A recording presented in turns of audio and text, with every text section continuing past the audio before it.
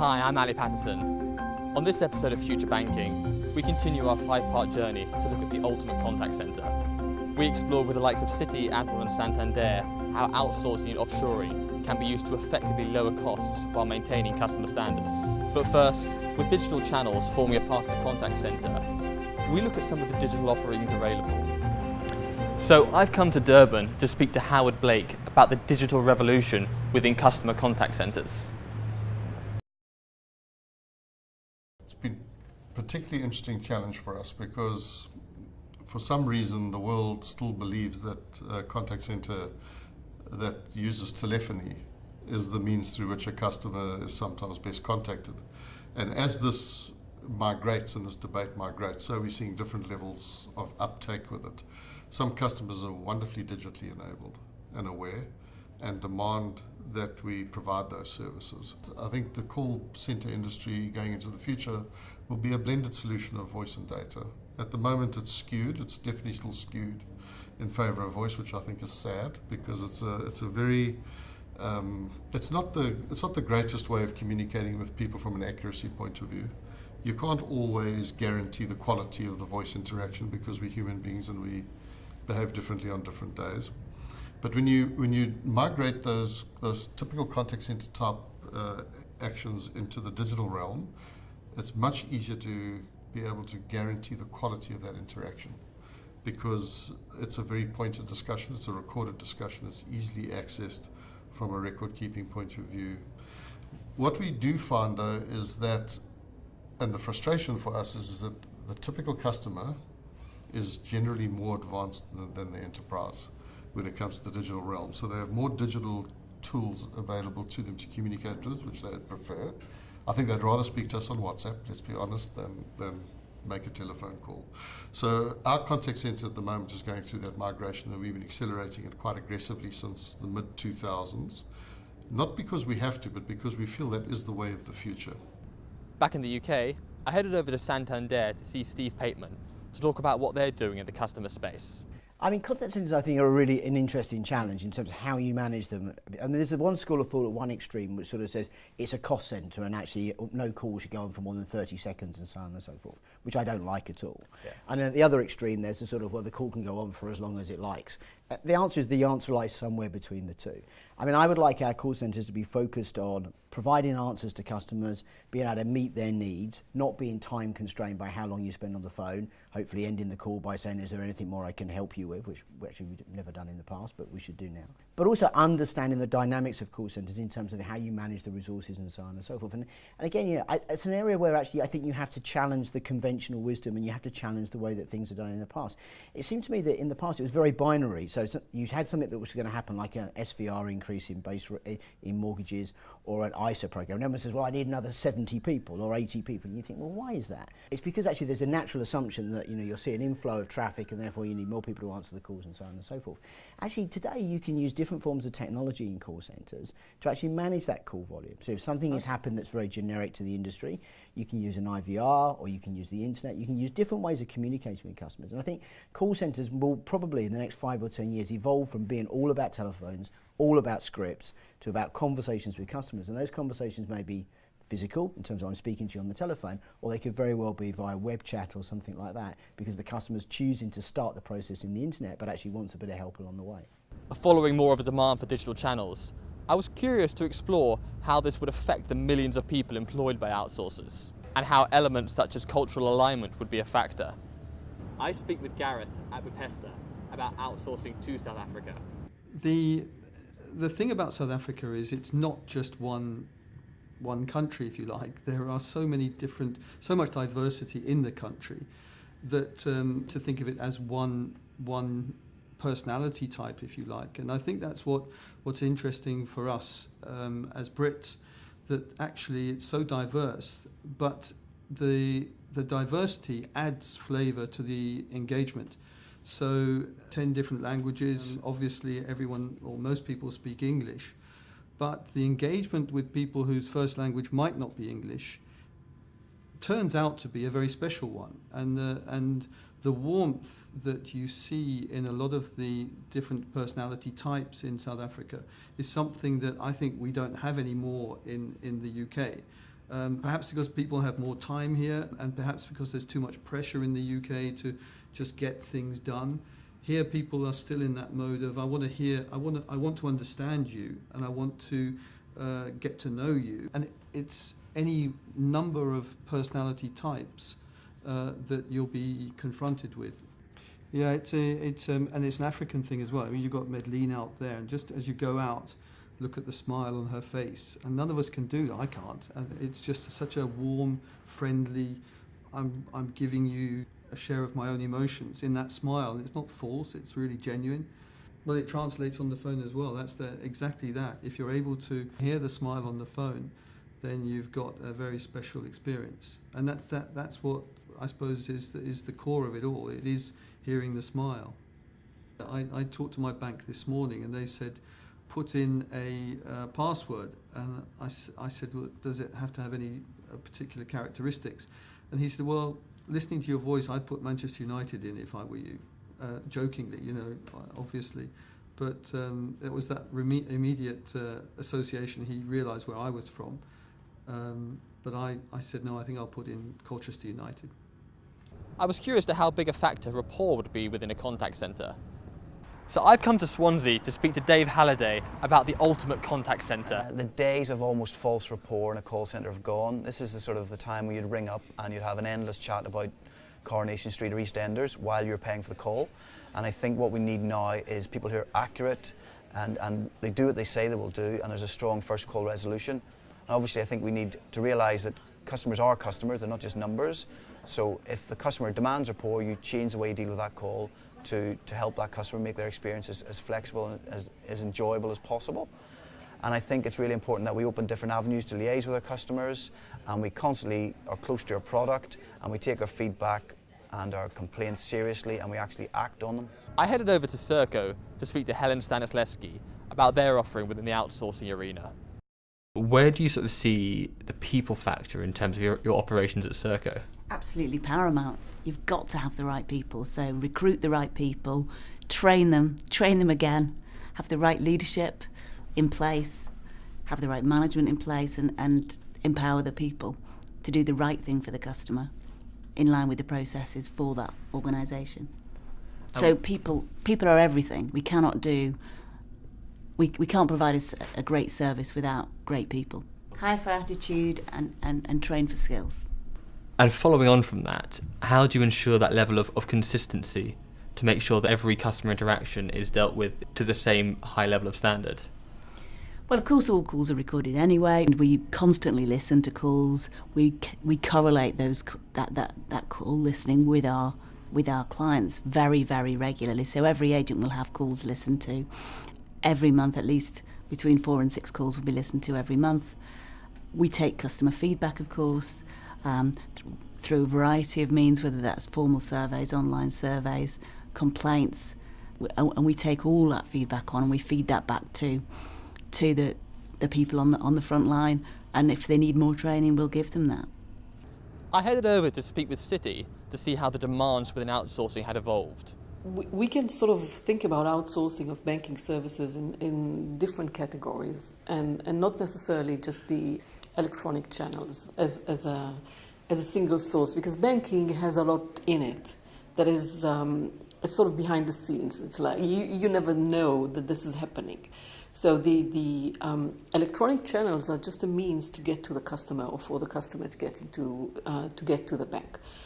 The problem with outsourcing these services is that you are running the risk of exposing personal data to a third party or a fourth party, depending on the situation, because we see different kinds of outsourcing.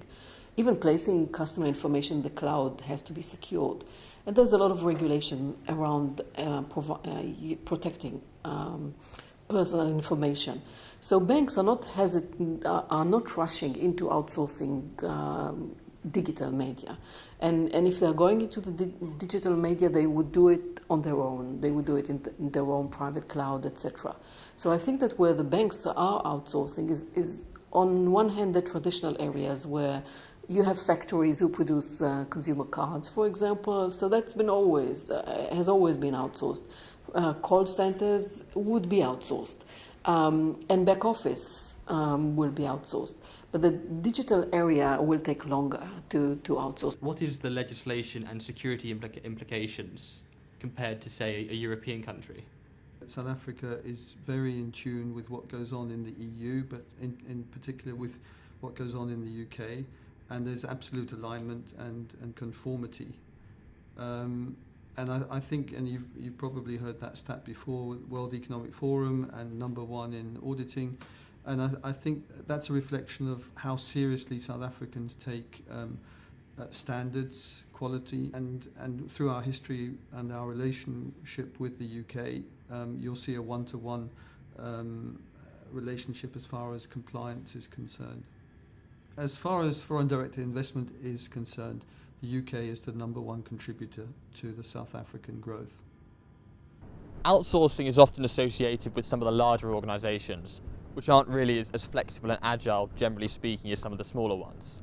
I was curious to what sort of effect that this would have. And the fascinating thing about big organisations is that people talk about stuff and actually never do anything. It's a really interesting challenge, because if you give it to the retail bankers to kind of look at, to a degree you're saying, I want to amend your business model, would you like to, would a turkey vote for Christmas? And the answer is, well, probably they don't. So if you give it to the guys who are currently running it, there's an inevitability that even if you make progress, it'll be gradual and very slim, and that's understandable. So we're now taking a much more radical look at our channels. So instead of saying to the guys who run the channels in telephony and digital and retail, you decide, we're saying, actually, you carry on doing what you're doing, and we will think about actually how these channels work together and what the optimum structure is, and how we merge web chat into telephony. Because frankly, if you've got a head of digital and a head of telephony, they might bump into each other occasionally, but they never think about how they work together. So for the first time, for a long time, and frankly overdue, we're actually starting to think about how the customer wants to have his experience with us, rather than how we want the customer to have his experience with us. And those are two very different things. So how would you approach omnichannel as an outsourcer? A customer's a customer. I might be dealing with them in a retail clothing environment. I might be dealing with them in a financial services environment, insurance or banking environment, but they're the same customer. So you're dealing with the same aspirations, you're dealing with the same needs, the same requirements, and that's why we're building omnichannel. The focus of this business is really around its omnichannel capability, because I might have the same customer who's dealing with a bank that's dealing with a clothing retailer. And therefore there's a lot of economies of scale and synergies that exist across that. And I think it goes to businesses that are heavily vertically siloed have a greater challenge in unlocking the value proposition at the social media level than someone who's a single product offering with a customer base sitting behind it. So we learn a lot. We've learned a lot over the years. We started out in financial services, that's where we commenced. In our country, very similar to the United States and Australia and other countries, we had store credits where people qualified to buy their clothing or furniture or whatever their household goods were, but on credit that was made available through the stores, not through a bank. And that's the area that we grew up in. So we were dealing with retail type customer satisfaction queries, and at the same time administering the accounts receivables portion on the back. So over the 24 years the business has now been running, there's definitely a lot of cross-pollination, but at the end of it, social media is like a hot knife through butter. It's just cut right through all of those relationships, and really what you're doing is you're providing a means for a customer to communicate effectively with the enterprise without the enterprise having to spend a small fortune in keeping those channels open, creating the balance between the customer's needs and what you're able to keep available. Social media does that. It allows you to achieve economies of scale. So if you take a call center like this one, 5 years ago we had 3,000 people working in this building. We now have 1,500. We haven't lost any mandates. We've just been able to rationalize the way that we address it by blending social media, digital solutions, together with the more older call center type requirements where people require telephony to resolve the customer lifecycle management. The relationships between outsourcers and finance firms is very important.